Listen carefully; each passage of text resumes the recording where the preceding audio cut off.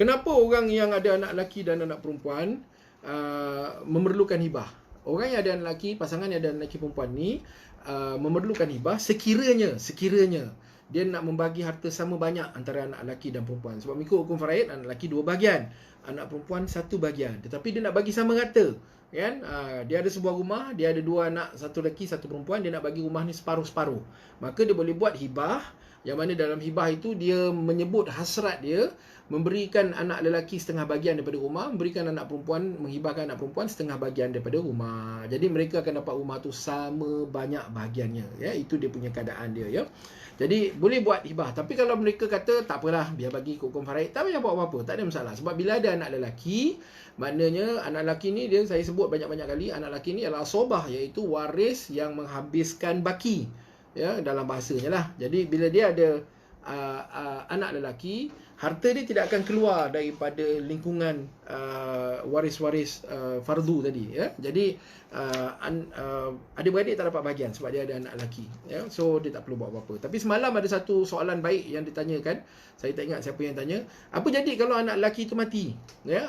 Saya dah cerita semalam, saya ada satu kes di mana dia ada 3 anak lelaki, 1 anak perempuan. 3 anak lelaki ni meninggal lebih awal daripada bapa dia. Jadi bapa dia adanya ada 1 saja anak perempuan. Maka bila dia ada 1 saja anak perempuan, bapa ni sudah jatuh dalam kategori pasangan yang tidak ada anak lelaki. Yang awal-awal tadi saya sebut, kategori yang kedua, ya. Sebab hukum faraid dia melihat kepada ketika kematian siapa waris yang wujud. Dia tak lihat kepada anak yang dilahirkan, tak. Dia tengok siapa yang wujud ketika kematian bapa tu, siapa anak-anak yang wujud. Yang itulah yang dapat harta dia, ya. Okey, itu nombor 8. Pasangan yang ada anak lelaki yang ingin menyamaratakan bahagian. Saya kena laju sikit sebab tadi kita dah terganggu selama 5 minit lebih kurang.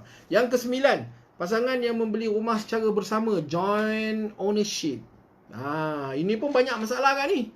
Banyak masalah. Suami isteri beli rumah secara bersama. Sekarang kebanyakan bank kan minta rumah dibeli secara bersama, kan. Suami isteri yang membeli rumah secara bersama, dari segi prinsipnya setiap suami dan isteri ini memiliki setengah bahagian rumah, setengah bahagian rumah. Itu dari segi prinsipnya. Kemudian si suami meninggal dunia. Bila suami meninggal dunia, setengah bahagian suami ini tadi sudah pun menjadi harta pusaka dia, ya. Ini cerita yang saya bawa, tuan-tuan, daripada tahun 2004. Tapi saya dapati ada ramai orang sekarang yang membawa penceritaan yang sama, which is good, bagus sebenarnya. Sebab kita nak educate public supaya dia faham. Sebab banyak suami dan isteri yang membeli rumah secara bersama mengandaikan bahawa bila suami mati, bahagian suami yang setengah ni automatik pergi pada isteri. Sebenarnya dia tidak begitu. Bila suami mati, bahagian setengah suami ini sudah jadi harta pusaka suami. Siapa yang berhak ke atas setengah bahagian ni? Yang berhak ke atas setengah bahagian ni adalah waris-waris suami mengikut hukum faraid. Siapa waris-waris suami? Waris-waris suami ialah isteri ni tadi, yang memang original tuan punya setengah bahagian rumah. Tetapi dia dapat lagi 1/8 daripada bahagian suami yang setengah ni tadi. Anak-anak mereka, jika mereka ada anak-anak. Ibu bapa, jika ibu bapa masih hidup, 1/6, 1/6 jika si mati ada anak, ya. Jadi maknanya bukan bila mati aja suami automatik setengah bahagian ni pergi kepada isteri. Tidak begitu. Matinya suami, maka automatik isteri dan anak-anak dapat bahagian. Tidak. Matinya suami, bahagian dia adalah harta pusaka yang dimiliki oleh waris-waris dia mengikut hukum faraid. Jadi dekat situ ada ibu, dekat situ ada ayah, 1/6, 1/6. Kalau dia masih ada ibu ayah. Kalau dia tak ada anak perempuan dan ayah dia dah meninggal dunia terlebih dulu, setengah bahagian ini yang dia mati ni, setengah bahagian ni adalah milik isteri dia, 1/8. Anak-anak perempuan dia 2/3 dengan ada yang dia tak ada anak lelaki, ya. Bapa dia dah mati, mak dia 1/6, ya, dan ada baki akan pergi pada adik-beradik dia. Tuan-tuan, kalau cash senang, tuan-tuan. Saya tak buat apa-apa perancangan untuk wang tunai saya. Sebab pada saya, bila saya mati, wang tunai ni bagilah pada adik-adik saya, tak ada masalah, ya. Jadi bila adik-adik saya dapat wang tunai ni, sukati dia lah dia nak buat apa, kan. Dia nak pergi mana, dia nak belanja, dia nak pergi holiday ke mana, sukati dia lah dia, sebab wang tunai. Tapi kalau rumah, kesan dia berpanjangan. Ya, jadi suami isteri yang memiliki rumah secara bersama, ya, membeli rumah secara bersama, apa yang mereka boleh buat? Mereka boleh buat hibah. Suami, bahagian dia yang setengah, hibahlah kepada isteri. Atau bahagian dia yang setengah, kalau mereka ada anak-anak, hibah pada anak-anak. Isteri, bahagian dia yang setengah, hibahlah pada suami. Yang mana kebanyakan isteri memang tak nak hibah pada suami, maka isteri hibahlah pada anak-anak. Jadi bila suami mati, bahagian suami ni tidak jatuh di bawah faraid sebab dia semasa hidup sudah pun dihibahkan. Ingat, ya, saya sebut daripada awal. Saya sebut bahawa hibah itu terlaksananya semasa hidup. Jadi bila dia dah buat hibah, suami mati, harta suami ni memang pun sebenarnya masih hidup pun sudah menjadi milik anak-anak. Sekiranya dia hibah pada anak-anak, milik isteri sekiranya dia hibah pada isteri. Jadi orang lain tak terlibat. Ya, orang lain tak terlibat. Ya. Jadi begitulah juga isteri, bila dia mati maka bahagian dia pergi kepada anak-anak ataupun pergi kepada suami. Orang lain tak terlibat. Ya, jadi pasangan yang membeli rumah secara bersama, joint ownership ni ramai kawan-kawan kita kat luar sana yang beli rumah secara bersama ni, betul tak? Ramai. Ya, jadi mereka tak tahu. Kesan ni mereka tak tahu. Dah sangkut-sangkut lagi dah. Orang Sabah. Boleh dengar clear tak? Tak kena. Itu mungkin line dekat Sabah pula. Itulah dia. Itu cabaran untuk berurusan dalam musim PKP ni, ya, line internet, ya. Tadi saya yang ada masalah line internet. Ini tuan-tuan dan puan-puan pula, ya. Jadi pasangan yang membeli rumah secara bersama, ya, kawan-kawan kita kat luar, sebab tu saya suruh share sebanyak-banyaknya supaya kawan-kawan kita, adik-beradik kita yang beli rumah secara bersama, dia faham kesan dia, ya. Yang ke-10, businessman yang memiliki saham, ahli perniagaan. Sebab apa? Saya ada saham dalam Wasai Shop Berhad. Ya, saya ada katalah 1 juta saham dalam Wasai Shop Berhad. Saya mati. Bila saya mati, semua harta yang sah menjadi milik saya adalah harta pusaka. Semua. Jadi, antara harta pusaka saya termasuklah juga saham perniagaan saya, ya. Sedangkan waris saya mengikut Confaraid siapa? Saya dah cerita daripada awal. Waris saya mengikut Confaraid ialah isteri saya, 1/8 isteri, 3 salah lagi lah. Hari ni banyak cabaran dia lah, tuan-tuan. Banyak sungguh cabaran dia hari ni, ya. Sangkut. Saya pun dah tersangkut-sangkut balik ni. Isteri 1/8, anak perempuan 3 orang 2/3, ibu saya 1/6 dan ada 4 adik lelaki saya mendapat bahagian. Jadi saya ada 9 orang waris faraid. Saya tak buat apa-apa ke atas saham perniagaan saya. Saya mati. Maka saham saya dalam syarikat itu adalah harta pusaka yang wajib haknya ke atas 4 orang ni, kecuali 9 orang ni, kecuali mereka menolak. Ya, jadi apa yang saya buat, saya sudah pun menghibahkan saham saya kepada anak saya yang saya telah latih untuk menguruskan syarikat saya, yang telah saya setkan apa yang akan siapa yang akan memiliki saham tersebut. Dan anak saya ni pula saya dah latih dia supaya dia faham tentang perniagaan, ya. Even anak saya pun daripada 3 orang, bukan semuanya tahu tentang perniagaan Wasai Shop. Tak tahu. Yang tahu seorang saja. So saya nak hibahkan kepada yang seorang ini. Jadi bila saya sekarang saya hibahkan, hibah sudah pun sah semasa hidup. Saya mati, saham saya ini akan menjadi milik anak saya yang seorang ni. Memang saya dah latih sebagai saya punya pewaris perniagaan. Jadi businessman yang memiliki saham perlu menggunakan kaedah hibah, ya. Saya ada satu kes, seorang sahabat saya ni, dia businessman lah. Dia ada seorang anak angkat perempuan, dia ada seorang anak angkat perempuan. Ya, jadi bila dia ni seorang businessman yang berjaya. Jadi bila dia pergi keluar negara, adik lelaki dia datang ke pejabat dia, panggil staff dia semua meeting. Staff dia tahulah itu adik lelaki bos sebab selalu datang, ya. Jadi adik dia datang ke pejabat, panggil staff semua meeting dan dia sebut, adik ni sebut, bagi tahu staff dia ni, nanti bila abang aku mati, bila datuk mati, korang kena kenal aku sebab aku adalah adik kepada bos. So aku akan menguruskan perniagaan menggantikan datuk, kata dia.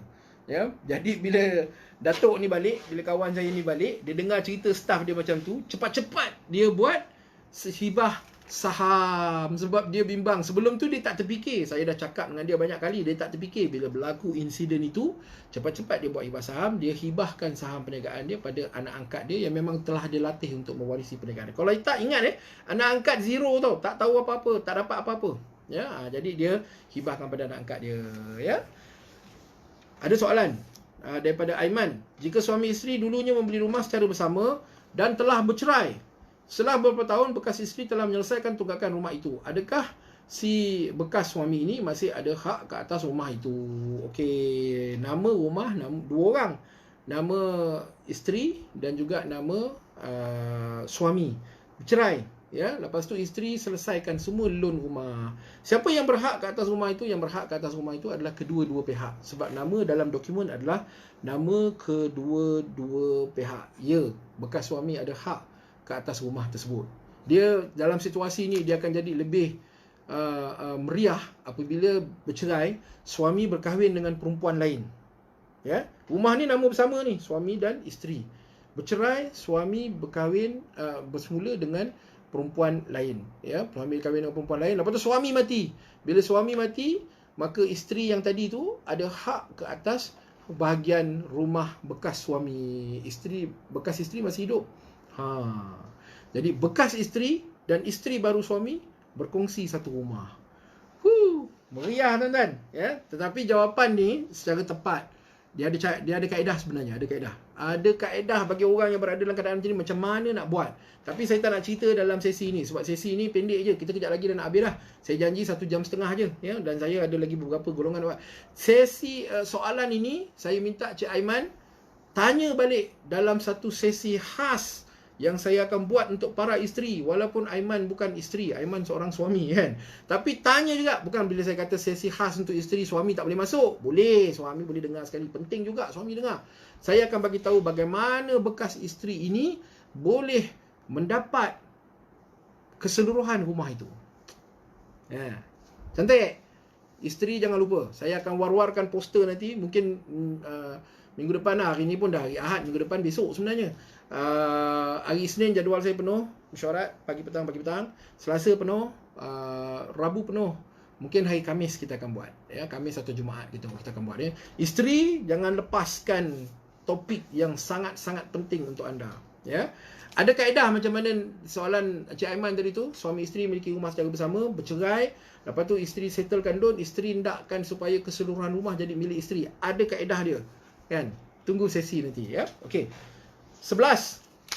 Golongan yang ke-11, orang yang membeli rumah secara pinjaman, ya. Share lagi. Kita tadi ada 200 orang yang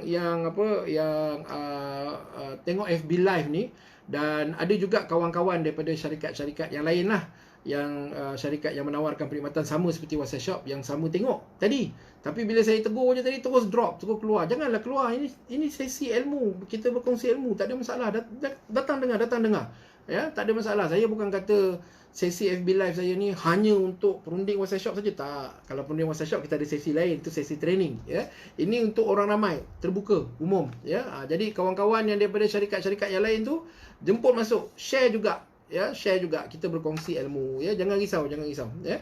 Yang ke-11, orang yang membeli rumah secara pinjaman. Ini adalah satu keadaan yang unik. Ya, sebab apa? Sebab bila kita beli rumah secara pinjaman, berlaku kematian. Suami beli rumah, loan bank. Ya, suami mati. Bila suami mati, adalah MRTT dan MRTA. Ya, tetapi MRTT dan MRTA ni kadang-kadang dia tak cukup untuk cover baki loan. Contoh, suami mati, rumah ada 100,000 lagi hutang. Ya, bila kita tengok MRTA, MRTT, kadang-kadang dia tak cover 100,000 hutang tu. Dia cuma cover mungkin 70,000, 60,000. Jadi dia ada baki loan lagi. Baki loan yang 40,000 tu, 40,000 ni, baki loan rumah ni, siapa yang kena jelaskan? Yang kena jelaskan ialah isteri. Kan? Sepatutnya yang kena jelaskan, dia kena tolak daripada hutang suami. Yang ni nanti saya akan buat satu lagi sesi. Bagaimana perunding takaful boleh menjual ataupun boleh membantu orang Islam melalui polisi takaful untuk menyelesaikan hutang-hutang. Saya ada satu sesi lagi saya akan cerita, ya. Jadi di situ kalau hutang tu tak habis, ya, tak diselesaikan oleh MRTT dan MRTA, maka dia ada baki. Baki tu siapa yang jelaskan? Kebiasaannya yang jelaskan adalah isteri. Sebab apa? Sebab isteri yang duduk dalam rumah tu. Kebiasaannya, ya. Kalau tak ada tempat lain lagi, tak ada duit si mati, tak ada polisi takaful, tak ada apa benda semua, isterilah terpaksa bertukus lumus untuk menyelesaikan hutang itu, ya. Jadi dalam kaedah macam ni, suami yang bertanggungjawab, ya, suami yang bertanggungjawab, hibahkanlah rumah tu kepada isteri sekarang ataupun kepada anak-anak, ya. Walaupun rumah tu ada pinjaman, maka rumah yang ada pinjaman boleh dihibahkan. Macam mana WhatsApp Shop Berhad tahu rumah dalam pinjaman boleh dihibahkan? Sebab kami sudah buat penyelidikan ilmiah tentangnya. Kita bagi geran pada universiti. Universiti buat kajian. Universiti dah dapat kajian tu, kita membangunkan perkhidmatan kita hasil daripada dapatan penyelidikan ilmiah. WhatsApp Shop adalah satu-satunya organisasi di Malaysia yang membuat penyelidikan ilmiah dengan memberi geran kepada universiti untuk dibangunkan sebagai perkhidmatan. Ya. Jadi kita ada disiplin ilmu itu. Jadi kita tahu boleh dibuat. Dan di Malaysia kalau orang kata hibah bagi harta dalam pinjaman itu tidak sah, orang tu tak habis ngaji. Sebab apa? Sebab ada banyak kes di mahkamah syariah yang hibah dalam harta yang masih dalam pinjaman ini telah diluluskan. Ada banyak kes, ya, ada banyak kes, ya. Jadi share ya kawan-kawan kita, ramai yang tak tahu. Orang yang membeli rumah secara pinjaman ada keperluan untuk menjelaskan, untuk membuat hibah. Kenapa? Sebab bila dia mati, hutang itu terpaksa ditanggung oleh paling dekat isteri dia lah. Tetapi bila isteri itu dah habis membayar hutang, maka adalah hak waris-waris lain mengikut hukum faraid masuk, ya. Sebab tak boleh dinafikan hak waris mengikut hukum faraid tu. Ini yang kita dengar cerita isteri dihalau daripada rumah, kan, oleh mak mentua, oleh bapa mentua, oleh adik-beradik semati, ya. Kita dengar cerita-cerita macam ni. Cerita ni bukan drama, tuan-tuan. Cerita ni memang berlaku dalam masyarakat. Ya, saya selalu nasihatkan isteri yang di pressure untuk keluar daripada rumah, balu, yang di pressure. Puan Riz Adira, kalau nak tahu Puan Riz Adira berada di lokasi mana, kalau nak tahu macam mana cara nak buat hibah ni, di dalam grup ini ada ramai perunding-perunding saya, mereka ada bagi nombor telefon dan lokasi masing-masing. Jadi Puan Riz boleh hubungi mana-mana daripada mereka, ya, kan nasihat tentang hibah, ya. Jadi suami yang ada rumah, beli rumah secara pinjaman. Mana ada orang beli rumah secara cash, betul tak? Sekarang ni orang kaya pun tak nak beli rumah secara cash. Beli rumah secara pinjaman, hibahkanlah kepada isteri anda, supaya walaupun hutang itu nanti perlu juga dijelaskan oleh isteri, tetapi selepas dia berhempas pulas menjelaskan hutang itu, rumah itu memang sudah menjadi milik dia completely. Ya, jadi tak perlulah nak gaduh-gaduh dengan orang lain, semua tak perlu dah, ya. Okey. Yang ke-12, isteri yang suri rumah tangga sepenuh masa. Kenapa suami yang ada isteri suri rumah tangga sepenuh masa perlu buat hibah? Kerana isteri itu adalah tanggungjawab kita. Suami, bahagian isteri, ya, daripada harta pusaka hanyalah 1/8 sahaja. Kalau harta tu 1 juta, bahagian isteri hanyalah 125,000 sahaja. Yang lain-lain tu adalah hak orang lain, ya. Yang lain-lain tu adalah hak orang lain. Jadi kita hendak protect kepentingan isteri kita, maka buatlah hibah. Dan dalam saya sebut tentang hibah ni, harta yang paling penting untuk kita hibahkan ialah hartanah, rumah tempat mereka nak berteduh. Kalau wang tunai itu pada saya tak berapa kritikal sangatlah. Tapi hartanah kritikal. Sebab bila kita mati, kita hendak isteri kita hendak anak kita ada tempat untuk mereka nak berlindung, kan? Kalau rumah yang tempat berlindung tu pun jadi perbalahan antara waris, isteri diserang di rumah. Ini cerita yang saya buat kerja daripada tahun 98 sampai hari ini, cerita real yang saya dengar daripada masyarakat. Ya, jadi isteri tanya saya, mak mentua saya datang halau saya daripada rumah sebab dia kata itu rumah anak dia, sebab rumah tu anak dia beli nama seorang, nama anak je. Mak mentua saya halau saya daripada rumah tu. Apa yang saya perlu buat? Kan? Sebenarnya tak ada siapa-siapa pun boleh halau siapa-siapa daripada rumah itu. Sebab apa? Sebab proses pusaka tak selesai lagi. Belum pergi bicara kuasa lagi, belum sah. Walaupun dari segi hukumnya, ini rumah, kalau dari segi hukum pun rumah ni milik isteri, milik anak-anak.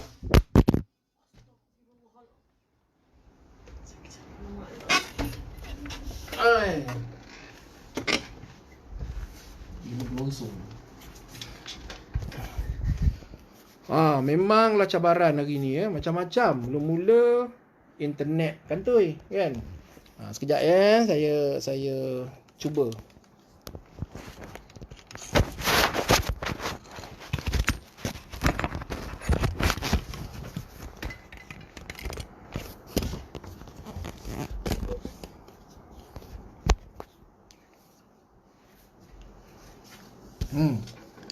Macam-macam cabaran hari ni, kan. Mula-mula internet kantoi, lepas tu handphone jatuh pula, ya. Agak berhantu ke apa rumah ni? Ada jin ke apa? Kan? Tak apa.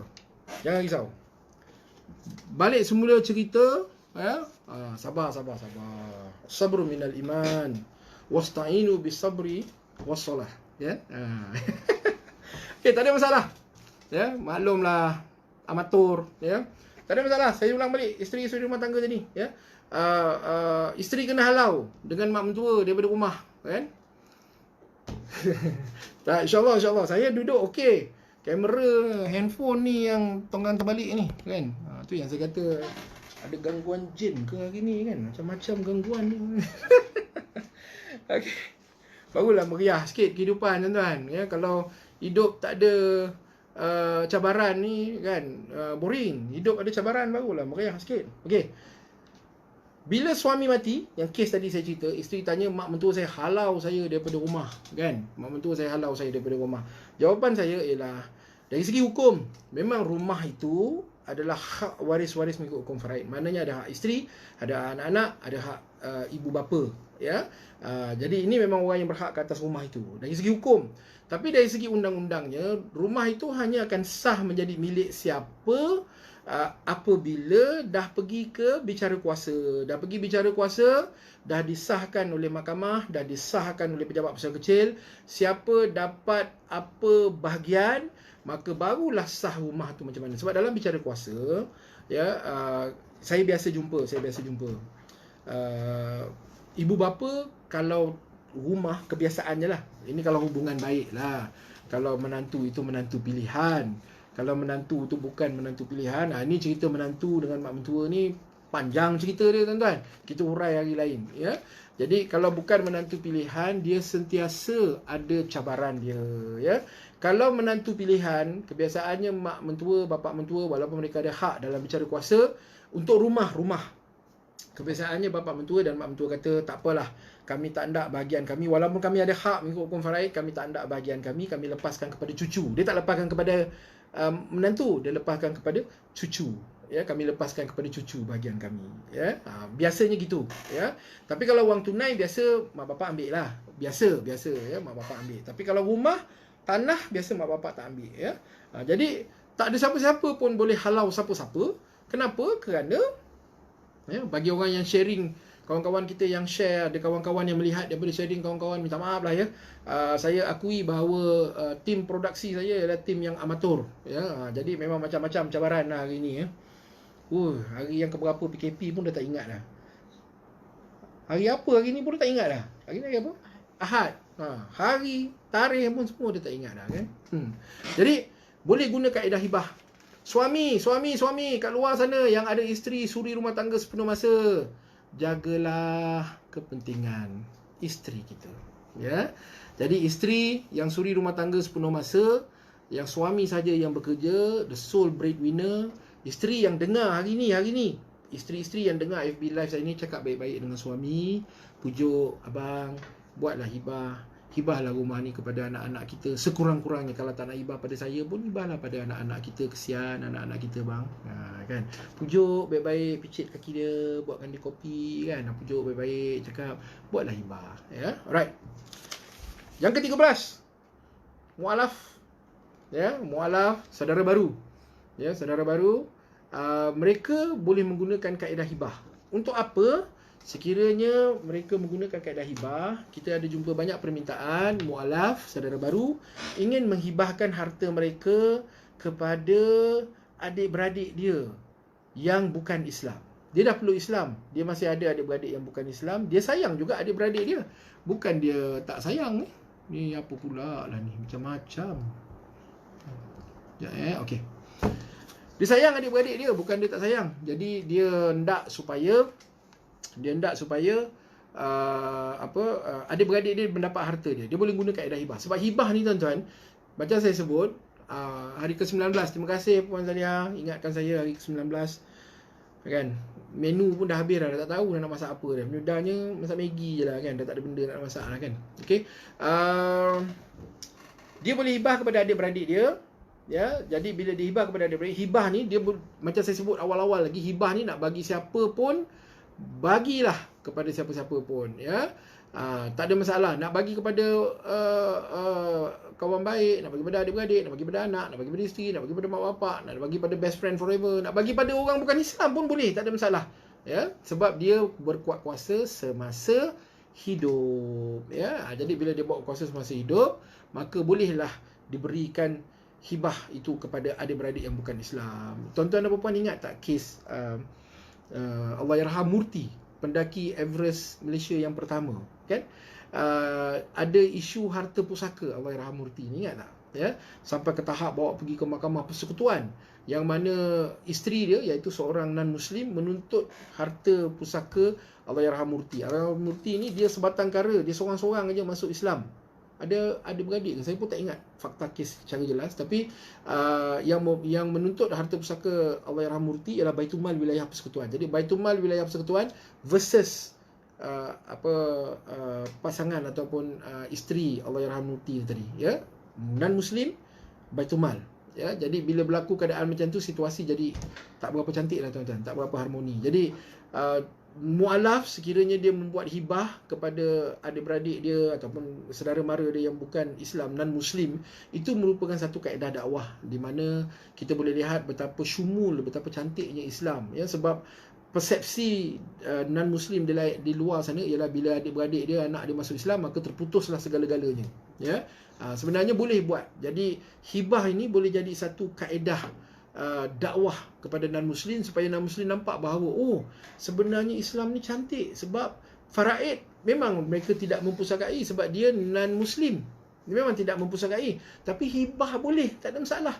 Jadi adik-beradik yang non-muslim terima hibah daripada abang dia yang muslim, adik-beradik kata, wah, Islam is so beautiful lah. Ini adalah antara kaedah dakwah yang boleh diguna pakai, ya. Okey, jadi siapa-siapa saja kawan-kawan dekat luar sana yang ingin mendapat maklumat lanjut tentang hibah, boleh hubungi dengan kawan-kawan saya yang banyak meninggalkan nombor telefon dan sebagainya kat dalam grup ni, ya.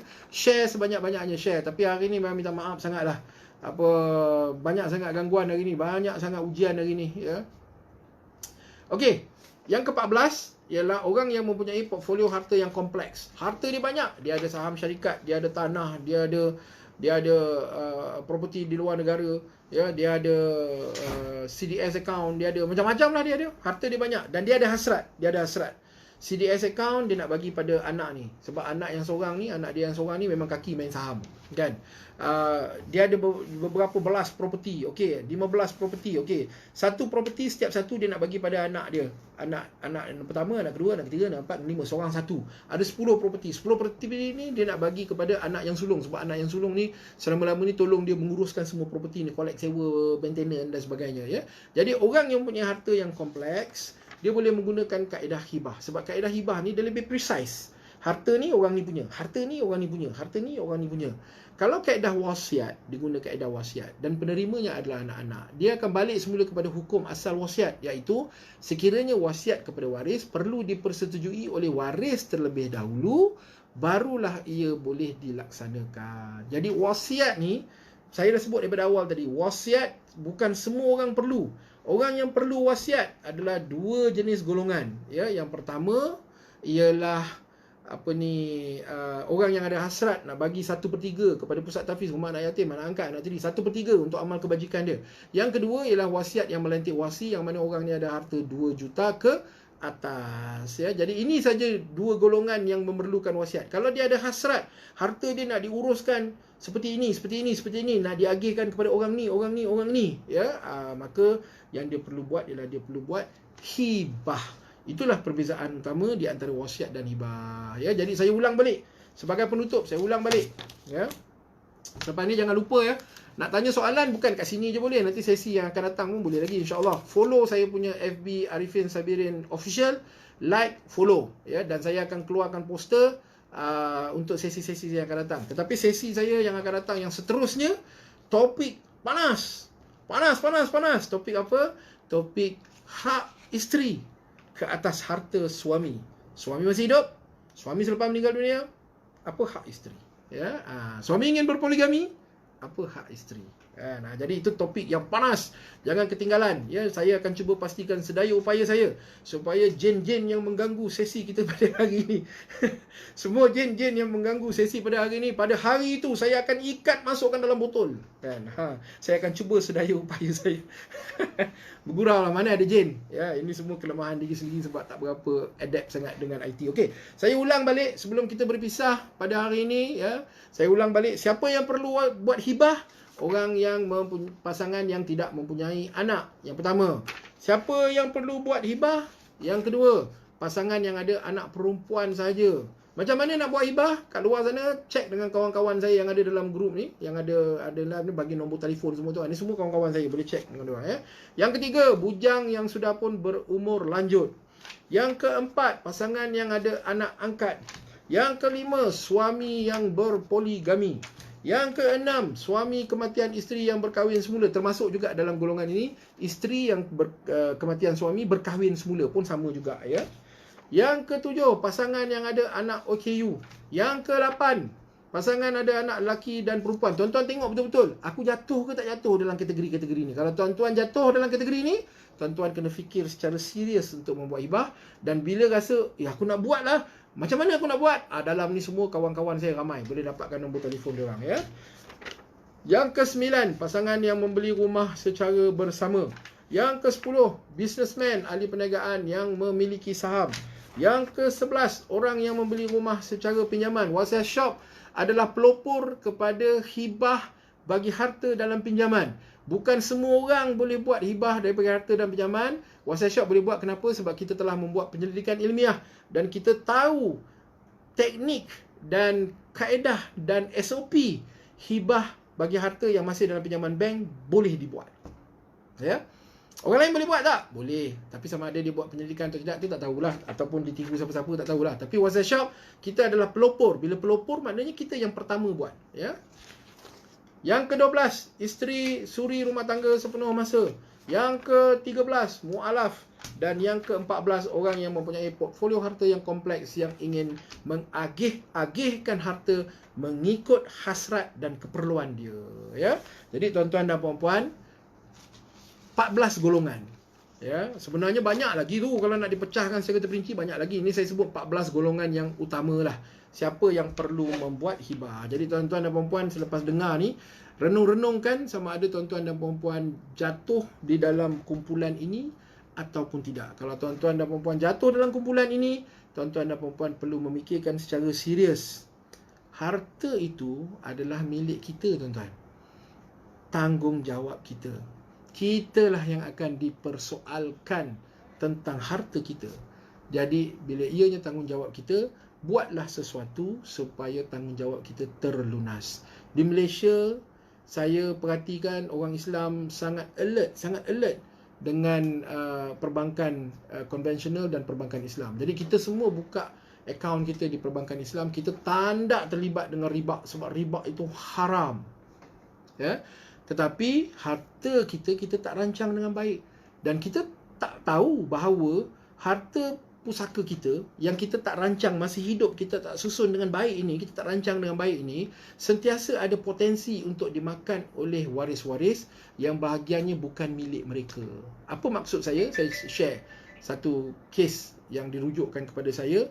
Seorang suami meninggal dunia, meninggalkan seorang isteri dan 3 anak lelaki. Bila seorang isteri dan 3 anak lelaki, dari segi hukum faraid, Raja Shah minta nombor 9 dan nombor 10. Saya ulang balik. Lanjut terlintas soalan ni. Okey, nombor 9 ialah pasangan yang membeli rumah secara bersama. Terbalik. Pasangan yang membeli rumah secara bersama. Ini nombor 9. Ya. Dan nombor 10 ialah businessman, ahli perniagaan yang memiliki saham. Ya. Baik. Saya ulang balik tadi, cerita tadi. Ya, 1 isteri, 3 anak lelaki. Dari segi hukum faraid, 1/8, 7/8 berkongsi 3 anak lelaki dari segi hukum faraid. Ya. Si mati ada meninggalkan satu harta yang besar, iaitu sekeping tanah kelapa sawit. Ya, 20 hektar yang ada hasil, ada mengeluarkan hasil. Selepas beberapa tahun, saya pergi ceramah dekat satu tempat ni. Tempat tu sekarang dah kena PKPD. Tak naklah cakap kat mana kan, cubalah teka kan. Habis ceramah, salah seorang daripada anak ni jumpa saya, ya, dia cerita. Dia kata bapak dia dah meninggal beberapa tahun kan. Bapak dia dah meninggal beberapa tahun dan ada kebun. Kebun ni ada hasil, tapi mereka 3 beradik lelaki ni tak pernah tahu berapa hasil kebun ni. Sebab semuanya diuruskan oleh mak dia. Ya? Yang dia nampak, dia kata mak dia selalu pergi China. Masa itulah. Selalu pergi China dengan kawan-kawan. Ya, yalah, mak dia tinggal seorang-seorang kat rumah, nak duduk menangis seorang-seorang. Buat apa kan? Dia pergilah holiday dengan kawan-kawan dia. Kan? Dan mak dia beli barang kemas kan, dia kata kan. Yang tu dia nampak, tapi dia mereka tak pernah tanya hasil kebun, dan mereka pun takut nak tanya, takut mak kecil hati. Ya? Jadi dia diam kata. Jadi dia tanya saya, apa hukumnya? Kan, mak dia makan hasil kebun tanpa agihkan kepada dia 3 beradik, kan. Saya cakap jelasnya, saya nak bagi hukum tak berani sebab saya bukan ahli majlis fatwa. Saya pun bukan duduk dalam fatwa kebangsaan. Saya tak berani nak cakap. Tapi hukumnya jelas. Hukumnya ialah bila mati sahaja bapa dia, harta itu sudah menjadi harta pusaka. Yang mana hak mak dia 1/8, 3 anak lelaki jadi 7/8. Ya, itu jelas. Ya, saya tak nak cakap lah mak makan harta haram, tak. Kan? Jadi saya kata itu hukumnya jelas, ya. Jadi dalam keadaan begitu sebenarnya apa yang perlu dibuat, saya cakap dengan dia, 3 orang ni pun anak-anak. Apa yang mak dah makan daripada bapa meninggal dunia, ya, sampai hari ni lah. Handphone ni pun nak lari lah. Stand dia pun dah degil dah, tak nak ikut cakap lah, ya. Apa yang boleh dibuat, ya, ialah saya ingat okey, apa yang boleh dibuat ialah anak yang 3 orang ni halalkan saja apa yang mak dah makan daripada bapa meninggal dunia sampai hari ini. Halalkan je, ya. Jadi going forward, bergerak ke hadapan, ajak mak ni untuk pergi ceramah mana-mana tentang faraid. Sekarang ni ramai orang berceramah tentang faraid ataupun buka YouTube, banyak ustaz-ustaz yang berceramah tentang faraid, ya, supaya mak ni faham, ya. Dan paling penting, uruskan pusaka itu cepat. Buat permohonan pusaka, pergi bicara kuasa sebab pegawai pusaka boleh bercakap, ya. Bahagian makcik 1/8 je makcik, itu pegawai pusaka boleh bercakap. Dan selepas itu, daripada situ biar pegawai pusaka nasihatkan bagaimana kaedah pembahagian yang terbaik. Ya, jadi dalam keadaan macam tu barulah sempurna. Tapi janganlah pula anak ni serbu mak dia kata mak makan harta haram je, janganlah.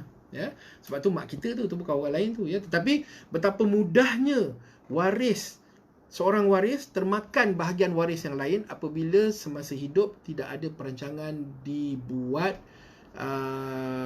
dengan teliti oleh kita. Jadi kita ada masalah 70 bilion harta pusaka ni. Masalah ini boleh selesai sekiranya kita semua memainkan peranan semasa hidup ni. Semasa hidup kita rancang harta kita dengan baik supaya bila mati harta itu tidak bermasalah, ya.